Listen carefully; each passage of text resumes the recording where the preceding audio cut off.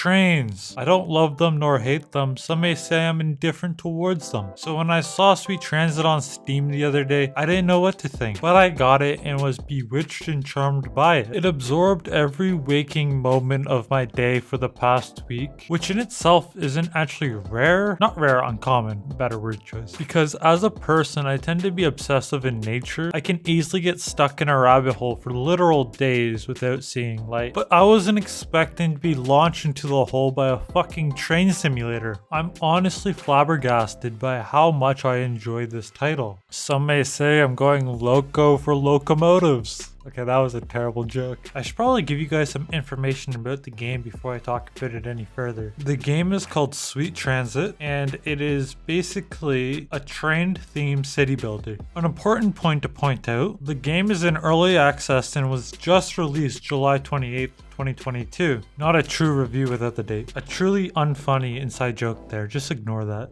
As a person, city builders aren't usually my cup of tea. How do I say this? I usually favor shooting shit in the face over doing this. I forgot about water. I should probably give them water.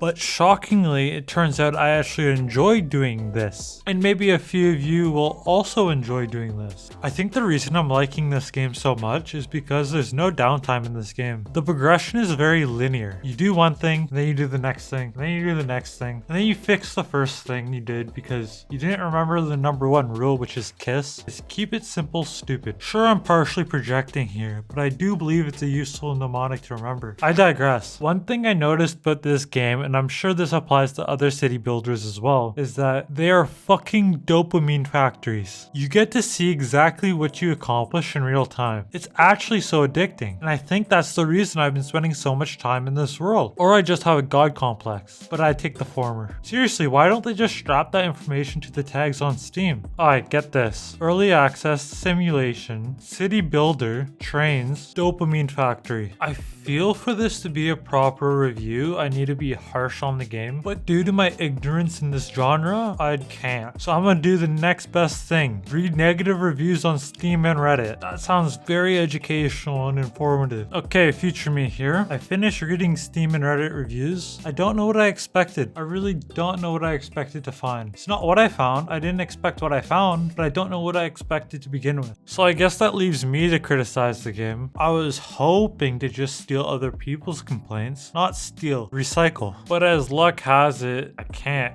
So instead, we're going to do an accelerated Let's Play, and then during this Let's Play, I'm going to vocalize my frustrations. And I'm also going to teach you guys how to get started in this game, because it is a little tricky to get started. So maybe if you do feel inclined to buy this game after watching this awesomely shit video, you won't have to start at square one. You can start at square 1.5.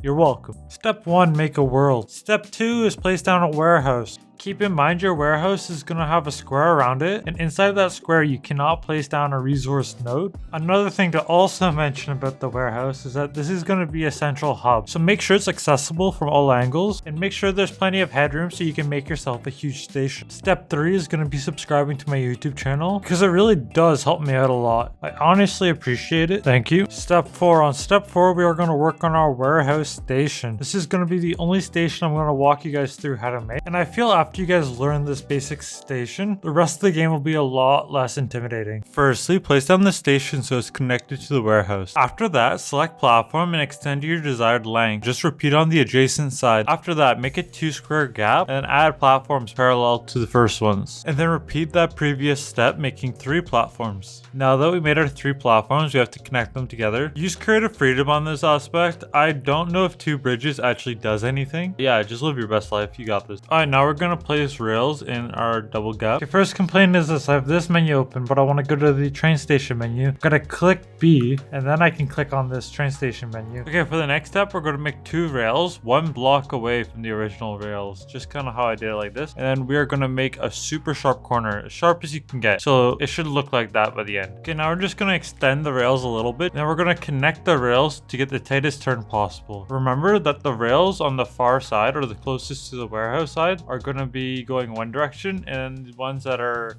beside those ones are going to be going in another direction. Keep that in mind. So the far right one will go to the far right rail. If that makes sense. Okay, with my horrible drawing skills aside, we're just going to repeat the same process on the other side. Okay, we're going to extend out the rails so we can set 2 more platforms if we so wish in the future. We don't need it right now, but later on we'll need it, so we're going to put it there. And then we will grab a prefab T-turn. We're not going to make our own, we're just going to use the prefabbed one because it gets the point across for the tutorial. This is going to connect to the main rail system. So this is where our main rail system is going to be. The whole station is a detour, so you can pass it if you don't need to stop there. And finally, we get to probably the most complicated and somewhat confusing part of this whole game, which is the signals. So I'm going to try to make it as simple as possible. The arrows point to which direction the train can move down the track, and the purpose for the signal itself is to basically tell trains that the track is busy up ahead or not busy up ahead. So I guess in short, it's kind of like a traffic light. I feel like that actually kind of explains everything I need to explain in a tutorial for this game. One more key point I would point out for you guys: roundabouts are